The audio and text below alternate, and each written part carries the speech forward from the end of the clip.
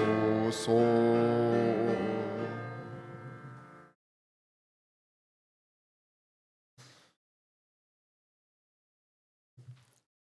신실한 마음으로 성전을 찾아주신 사랑하는 이문동교회 성도 여러분, 안녕하십니까? 또 각 처소에서 예배드리시는 성도 여러분, 안녕하십니까? 저희는 오늘 유월절과 그리스도라는 제목으로 함께 그리스도에 대하여 이 유월절이 표상하고 있는 그리스도에 대하여 우리가 묵상하게 되기를 소망합니다. 이 그림은 예수께서 그 어린 나이에 유월절에 가셔서 그 성전에서 정말 놀랄만한 말씀을 전하는 그 유월절의 모습입니다. 이 유월절의 의미는 우리가 앞서 배우겠지만 앞으로 성경 전체의 주제를 말하고 있습니다. 이 유월절은 구약에 먼저 등장하는 애굽에서부터의 출애굽의 개념을 가지고 있습니다. 더하여 신약 성경에서는 그 출애굽했던 것처럼 예수께서 죄의 애굽에서 우리를 구원하시는 역사를 상징하고 설명하는 것으로 설명되어지고 있습니다. 예수께서 이 유월절과 많이 관련이 되어 계시는데 지상에 계실 때 지키신 마지막 절기 역시도 유월절이었고요. 예수님께서 유월절에 38년 된 병자를 고치셨습니다. 그것은 죄로부터 병든 우리의 모든 인류들을 자유와 정말 축복의 그런 길로 인도하시기 위한 그분의 심정이 녹아져 있습니다. 이 유월절은요, 한 해의 시작달이라 이렇게 표현도 합니다. 다시 말하면 모든 역사의 새로운 시작이라고 볼 수도 있겠습니다. 재미있는 것은 이 유월절은 계절이 언제일까요? 봄입니다. 봄. 봄철입니다. 가는 산길에 다 꽃봉오리들로 천연계를 느끼면서 이스라엘 백성들 그리고 이 유월절을 지키는 모든 사람들은 이스라엘로 향해 갔는데 그 가는 길이 다 어땠을까요? 화사한 꽃들과 새들의 지저귀므로 정말 이 생명이 움트는 그 계절에 그들이 유월절을 생각하며 갔다는 것입니다. 더하여 이 유월절은 가장 많은 사람들이 참여하는 그러한 명절과 같은 이야기였습니다. 날이었습니다. 바울 역시도 유월절을 지키려고 빌립보에 가고 그 8일간 행복한 교제를 통하여 이 유월절을 즐기는 모습들이 성경에 기록되어 있습니다. 유월절을 가는 어떤 모습을 한번 이게 우리가 묵상해 보노라면 이런 모습일 것입니다. 유월절을 맞이하여서 정말 그 가는 길에는 영감의 글에는 역사상 기념될 만한 고적들이 있었고 그 가는 길에 예수께서 그 출애굽에 대한 어떤 수많은 하나님의 놀라운 감동을 자녀에게 전하면서 갔다라고 합니다. 그래서 그 가는 길을 시편의 기자가 이렇게 얘기했다고 합니다. 예루살렘아 우리 발이 내 성문 안에 섰도다. 내 성 안에는 평강이 있고 내 궁중에는 형통이 있을지어다. 이스라엘 백성들에게는 유월절이 정말 이러한 특별한 날이라는 것입니다. 오늘날 그러나 유월절을 이 민족적 유대의 민족적 날인 유월절을 지키진 않습니다. 그죠? 그러나 지키는 교단도 있어요. 그러나 그것이 오늘날 뭐로 대체됐습니까? 성만찬 예식으로. 성만찬 예식으로. 오늘날은 민족적 어떤 이러한 축제일은 안식일을 제외한 도덕법을 제외한 것은 다 폐지되었죠. 예수님께서 시대의 소망에 보면은 그분께서도 역시 처음 이제 성년이 됐어요. 12살 되던 해에 이 유월절에 참여하십니다. 그러나 이 유월절이 표상하는 것은 누구예요? 그리스도였습니다. 그러니까 그리스도께서 어떤 생각을 하셨을지. 당시에 이스라엘의 아동들이 처음 배우는 책이 있다면 레위기였습니다. 이 레위기는 하나님의 어린 양의 희생을 예견하는 희생 제사에 대해서 배우는 것이었어요. 그러니까 예수님께서도 이것을 배웠지만 이것이 누구를 상징하는 거예요? 누구를 가리키는 거예요? 그분 자신에 대한 삶을, 그래서 이 어떤 유월절의 희생양을 보고 어떤 이 유월절 여기 보시면 그는 그 감명적인 유월절 예식들을 목도하셨다. 그는 날마다 그 예식들의 의미를 더욱 분명히 깨닫게 되셨다.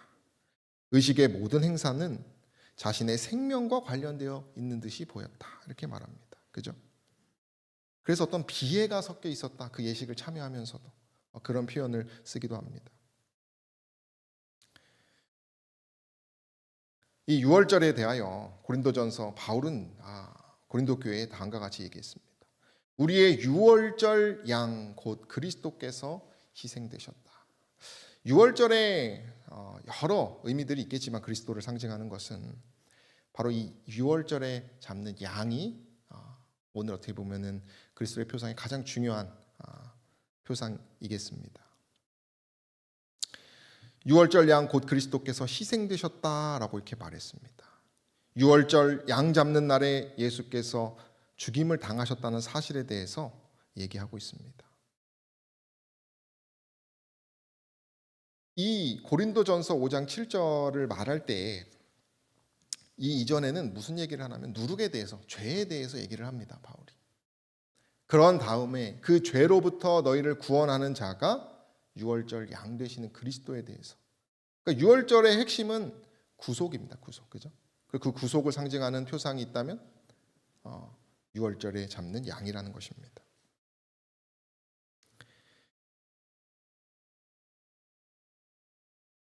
이 유월절 양에 대해서 예수님을 우리가 생각해 보았을 때 요한복음에는 이런 이야기가 있습니다. 예수께서 이르러는 이미 죽은 것을 보고 다리를 꺾지 아니하고, 십자가에 달린 사람들은 다리를 꺾었지만 예수께서는 예수의 다리를 꺾지 않는 그 뼈를 보호하는 이야기가 기록되어 있습니다. 이것은 유월절에 있을 그 양에 대한 상징입니다. 출애굽기 12장 46절에 보면 뼈를 꺾지 말고 고기를 먹으라고 이렇게 말합니다. 유월절에. 이 출애굽기 12장은요. 유월절에 대한 개념이 아주 많이 기록되어 있는데 뼈 하나도 꺾지 마라. 왜 그렇습니까? 유월절의 그 양은 누구를 상징하니까요? 예수님에 대해서. 이 구약에 약속된 이 유월절 양께서 신약에 성취되신 것입니다. 십자가를 통하여. 더하여 계시록에는 그 양에 대해서 기록되어 있습니다. 죽임을 당하신 어린 양이 찬송을 받을 것이다 이렇게 얘기합니다. 구약에 약속된 것이 신약에 성취되고 신약에 약속된 것이 이제 앞으로 우리가 하늘에서 성취될 것입니다. 이 어린 양의 개념은 영원 무궁토록 계속 나아가는 것입니다. 죽임을 당하신 어린 양에 대해서 그 구원받은 사람들이 계시록에서는 등장하고 그들은 하늘에서 구원받은 사람들의 그 구원의 찬양을 얘기하고 있습니다. 이 유월절 어린 양이라고 하는 것은 앞으로 그 과거부터 미래까지 지속되는 하나님의 어린 양 되시는 그리스도를 우리에게 구원을 약속하신 그리스도에 대한 개념임을 우리가 기억해야 될 것입니다. 영감의 글에는 다음과 같이 얘기합니다. 유월절은 기념적인 동시에 표상적인 것이다. 그것은 과거의 애굽에서 구원받은 사실을 가리킬 뿐 아니라 장차 그리스도께서 당신의 백성을 죄의 속박에서 해방하시기로 되어 있는 더 큰 구원을 예표하는 것이다. 희생제물로 바쳐진 새끼 양은 우리들의 구원의 유일한 희망이신 하나님의 어린 양, 곧 그리스도를 나타낸다라고 말하는 것입니다.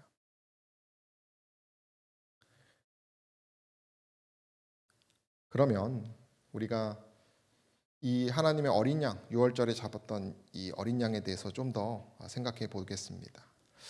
유월절을 여러분 준비하려면 당시에는 양이 필요했습니다. 양. 근데 이 양의 특징에 대해서 기록하기를 출애굽기 12장에는 너희 어린 양은 흠없고 일련된 수컷으로 하되 양이나 염소 중에서 취하라 이렇게 말합니다. 유월절 제물은 일련된 수컷 양을 드리라고 합니다. 이것은 당시 짐승 중에서 가장 값이 나가고 건강한 것을 말하는 것입니다. 제물이라고 하는 것은 가장 순결하고 깨끗하게 가장 아름다운 것, 그런 것을 드려야 하기 때문에. 왜 그렇습니까? 이것이 그 예수 그리스도를 상징하기 때문에. 여기 보면 수컷이라고 하는 표현은 그리스도께서 남성이 되신 것. 왜 1년 되었을까요? 이 양이 새끼를 낳게 되기까지가 1년이 걸린다고 합니다. 그러니까 무언가 이 양으로서의 확실한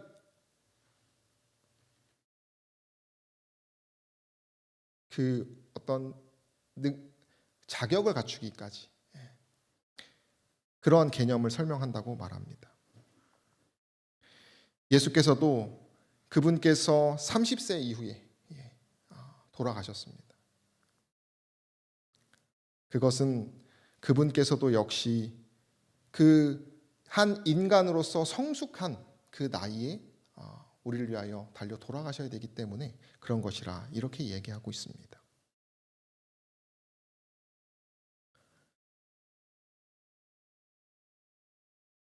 흠없는 양에 대하여 우리가 예수 그리스도를 생각해 보노라면 성경에는 여러 그리스도의 흠없으심을 이야기하고 있습니다. 히브리서 9장 14절에는 흠없는 자기를 하나님께 드린 그리스도에 대하여, 베드로전서 2장 22절은 죄를 범치 아니하신 흠없는 그리스도에 대하여, 고린도후서에는 죄를 알지도 못하신 자 되신 그리스도에 대하여, 죄가 없으신 그 그리스도에 대하여 기록합니다. 이것은 마치 유월절에 잡아야 하는 흠없는 어린 양처럼 무죄한 생애와 의로운 성품을 예표하는 그리스도의 특징입니다.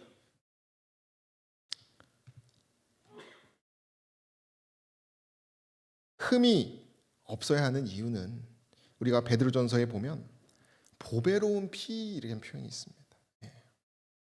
그러니까 우리가 구속을 위해서는 보배로운 것이 주어야 됩니다. 가장 가치 있는 것, 흠없는 것. 그저 흠없는 어린 양을 기르거나 고르는 것으로만 하는 것은 충분하지 않고 어린 양이 반드시 피를 흘리고 죽어야 했습니다. 왜냐하면 그것이 구원과 관련되어 있기 때문에. 이 보배로운 피, 그분의 구속은 어떤 것보다도 비교할 수 없는 흠없는 분이신 그분이시기 때문에 우리가 이 구속에 대한 아름다움을 생각할 수 있는 것입니다. 더하여 이 유월절에서는 피를 어떻게 하는 것이 또 중요했습니다. 여기 장면은 어떤 장면입니까? 문설주 좌우 임방과 문설주의 문지방에 이렇게 바르는 장면입니다. 양을 잡는 것에서 그쳐서는 되는 것이 아니라 백성들이 반드시 그 피를 어떻게 했어야 했습니다. 당시에 이 문틀에는 피가 흘러 넘치지 못하도록 고여 있는 곳이 있었다고 합니다. 피가 흐르면 되지 않게, 흘러서 나가면 땅에 떨어지지 않게 하는. 그래서 그 피를 고여 있는 피를 가지고 찍어서 여기서는 그릇으로 찍고 있습니다만은 그들이 그 피를 바름으로써 유월절을 준비하였습니다. 재미있는 것은 이 피를 바를 때 좌우 설주에 십자가, 그죠? 좌우를 이렇게 바르고, 그죠? 그다음에 임방은 위에 있는 거죠. 그건 또 가시관. 그러니까 예수 그리스도의 십자가를 우리가 생각해 보면 되겠습니다. 좌우 설주는 그분의 두 손의 위치, 그리고 임방에 칠한 피는 가시관 쓰신 그분의 머리의 위치, 그리고 문지방에 묻은 피는 못 박힌 두 발의 위치를 가리키는 것입니다.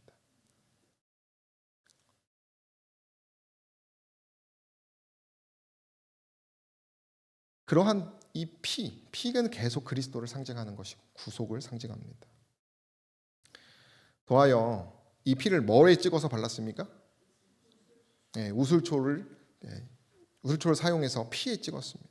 이 우슬초는 순결과 겸비, 백항목과 우슬초라고 이렇게 설명하잖아요, 그죠? 성경에 보면 가장 비천한, 그냥 담벼락에서 발견할 수 있는 그런 식물입니다. 그러나 그 겸손을 의미하는 것입니다. 그러나 중요한 것이 있다면 이 피가 발라져야 하는 것입니다. 그래야 효력이 있는 것이에요.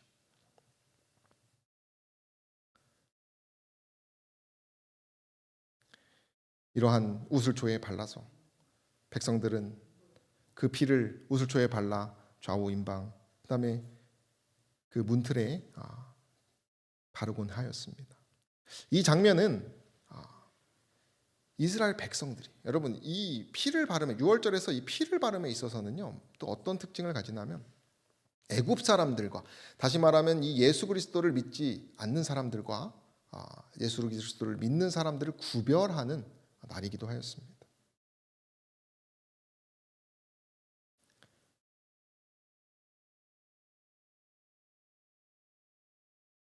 그래서 여기서는 우리가 공동체적으로 이 피를 바르는 모습 우리가 생각해 볼 필요가 있습니다. 6월절에 우리가 피를 발랐지만 여기서는 또 우리가 어떤 걸 생각해야 하냐면은 각각 개인의 가정이 다 따로따로 구원은 결국 각각 개인에게 임한다라고 하는 사실입니다. 가장 큰 믿음의 가정 자녀라 할지라도 구원은 개별적인 것입니다.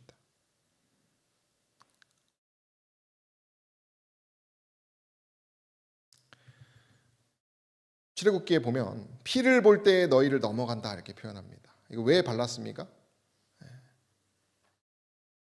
당시에는 이 피를 바르지 않은 문의 장자들은 다 죽어야 했습니다. 어떤 사람이 만약에 이 피가 너무 소중해서 바르지 않고 잘 이렇게 보관하고 있었다면 어떻게 됐을까요? 너무 피가 소중해서 바르지 않았다면 그날 밤 그의 집에는 어떤 일이 있었겠습니까?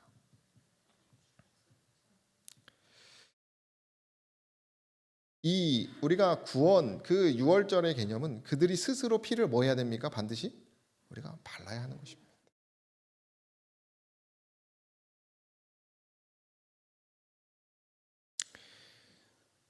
이런 6월절의 준비에 대하여 다음과 같이 이야기합니다. 이 규례는 저들의 세상을 사랑하는 경향으로부터 또한 현세적 관심사와 연관된 저들의 염려와 불안으로부터 저들의 마음을 이끌어서 하나님의 역사를 돌아보게 하기 위하여 계획되었다. 이 규례를 지킨 사람들은 그 어린 양을 잡는 일을 장차 있을 하나님의 아들의 죽음과 연관시키도록 교훈을 받았다. 저들의 집 문 임방에 표시를 하던 피는 그리스도의 피의 상징이었는데 이것은 신앙을 가진 죄인을 위하여 효험이 있는 보혈로서 곧 그 죄인을 죄로부터 정결케 해주고 또한 하나님의 진노가 애굽인들 위에 내렸을 때처럼 회개하지 않는 불신의 세계 위에 내려올 하나님의 진노로부터 그를 보호해 주는 일에 효험이 있는 것이다 라고 말하는 것입니다.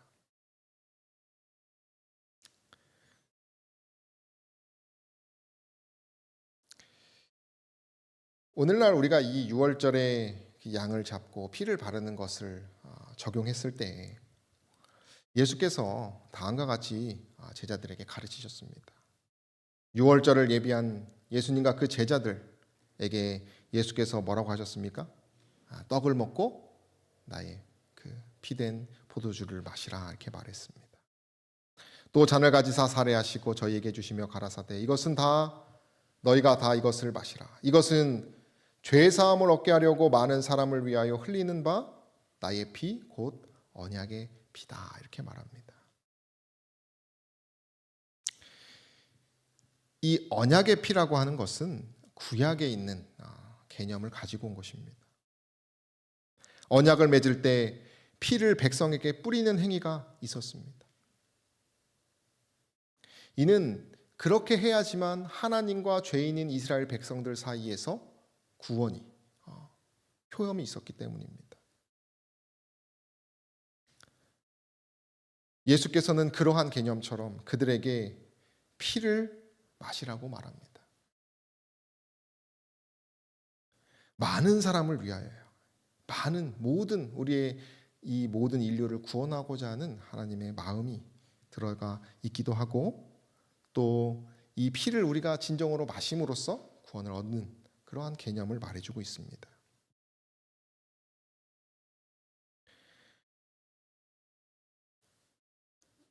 그래서 새 언약이라 이렇게 표현하기도 하는데요, 성경은. 이 피에 대하여 우리가 그래서 성만찬 예식을 합니다.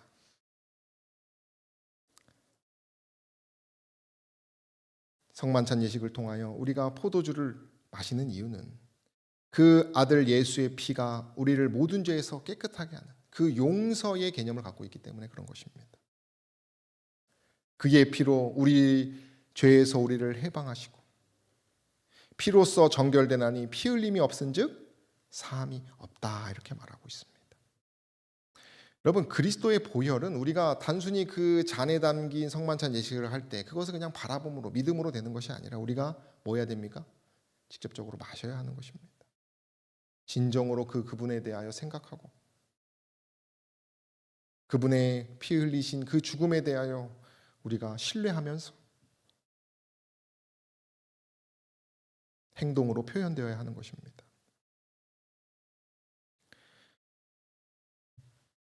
예수께서 그 성만찬 예식에 대해서 얘기를 하시고 바울 역시 고린도 교회에 다음과 같이 얘기합니다.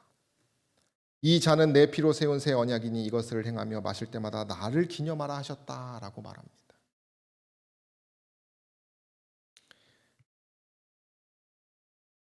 이 여기서 말하는 새 언약의 개념은 구속사적인 유월절, 그 유월절이 상징하는 예수 그리스도의 죽음을 말하고 있는 것입니다.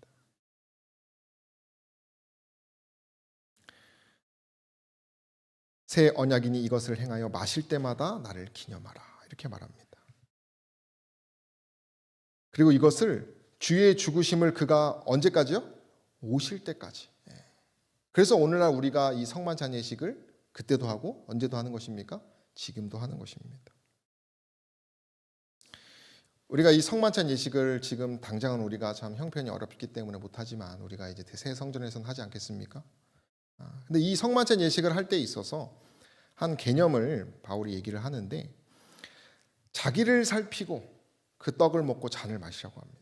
주의 몸을 분별하면서 자신을 살피며 다시 말하면 자기에 대한 성찰에 대한 개념을 말하면서 이 성만찬 예식을 하라고 말합니다. 자기를 성찰하고 점검하지 않은 채로 이 성만찬 예식을 하지 말라고 말합니다. 부정한 상태에서 힘이 있는 상태에서 하지 말라는 것입니다.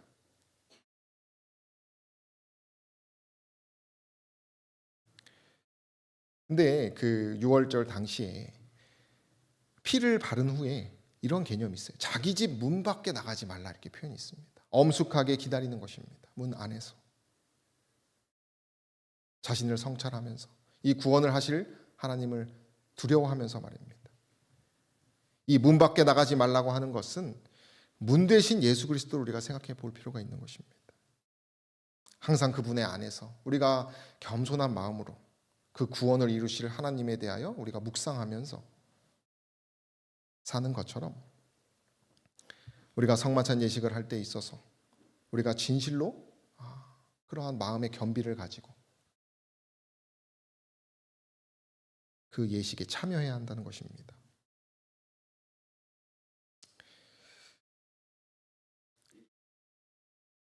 다시 부자 선지자를 돌아가면 이렇게 얘기합니다. 유월절은 기념적인 동시에 표상적인 것이다. 희생 제물로 바쳐진 새끼 양은 우리들의 구원의 유일한 희망이신 하나님의 어린 양 곧 그리스도를 나타낸다. 저와 여러분들이 이 유월절의 개념이신 그리스도에 대하여 더욱더 묵상하시게 되기를 소망합니다. 저희가 오늘 배웠던 것들처럼 그 유월절 어린 양 대신 제가 한 이야기를 들었는데 예수님을 십자가에 못 박을 당시에 그들이 그 유월절 행사를 빨리 행하고자 예수님을 빨리 죽였다는 얘기를 제가 들었어요. 그러니까 그 당시에도 유월절을 지켰지만 형식적인 그런 어떤 형식적인 예배 가운데 예수 그리스도가 없는 그러한 절기들을 그들이 지키고 있었다는 것입니다.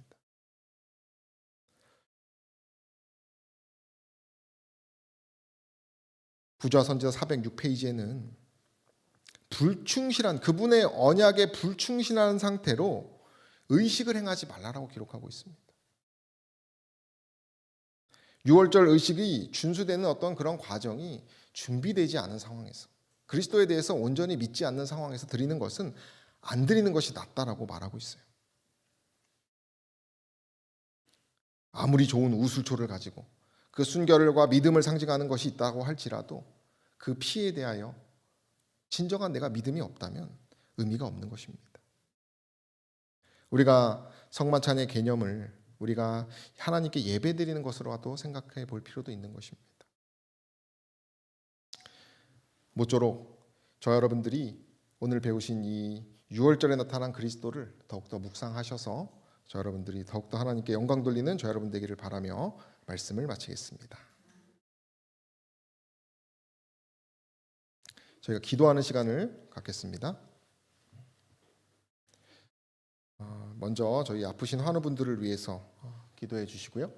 특별히 이번 목요일 우리 이선 집사님 친정 어머니께서 무릎 인공 관절 수술을 받으신다고 합니다. 이번 주 목요일에. 그래서 그걸 위해서 기도해 주시고요. 두 번째로는 저희가 이제 이번 주 토요일 오후 2시에 기공 예배, 착공 예배를 드립니다. 이 순서를 위하여 우리가 함께 기도하는 시간을 갖겠습니다. 기도하는 시간 갖겠습니다.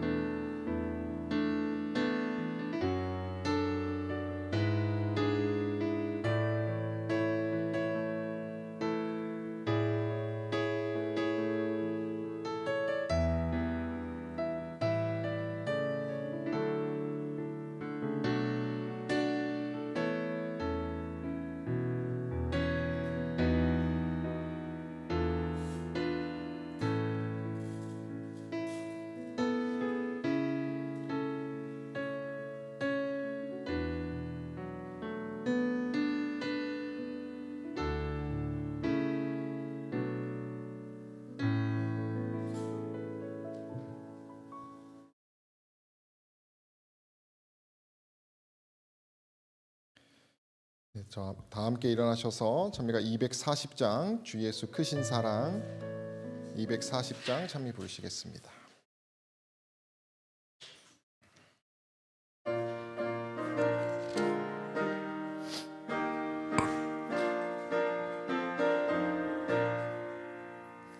주 예수 크신 사랑 늘 말해주시오. 내 평생 듣던 말씀 또 들려주시오. 저 배지 않는 천국 주 예수 계신 곳 나 밝히 알아듣게 또 들려주시오. 내 평생 듣던 말씀 내 평생 듣던 말씀 주 예수 크신 사랑 또 들려주시오. 주 예수 나를 위해 이 세상 오셔서 나 같은 죄인 위해 피 흘려 주셨네. 날 구속하신 은혜 늘 잊기 쉬우니 이 복스러운 말씀 또 들려주시오. 내 평생 듣던 말씀 내 평생 듣던 말씀 주 예수 크신 사랑 또 들려주시오. 이 세상 헛된 영광 날 미혹할 때에 주 예수 크신 사랑 늘 들려주시오. 저 하늘 빛난 영광 내 눈에 비칠 때 주 예수 크신 사랑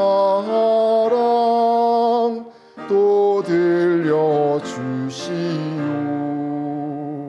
내 평생 듣던 말씀 내 평생 듣던 말씀 주 예수 크신 사랑 또 들려주시오.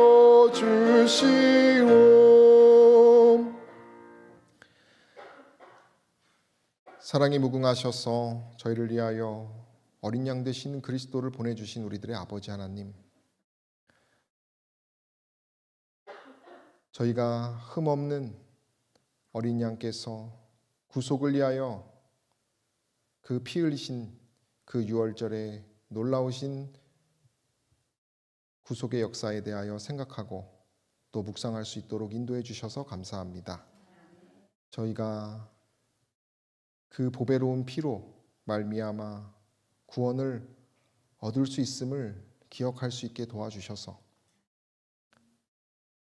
죄의 누룩으로 인하여 참으로 불충한 그러한 상태에 있다 할지라도 저희가 그 어린 양을 바라보며 다시 용서함을 얻어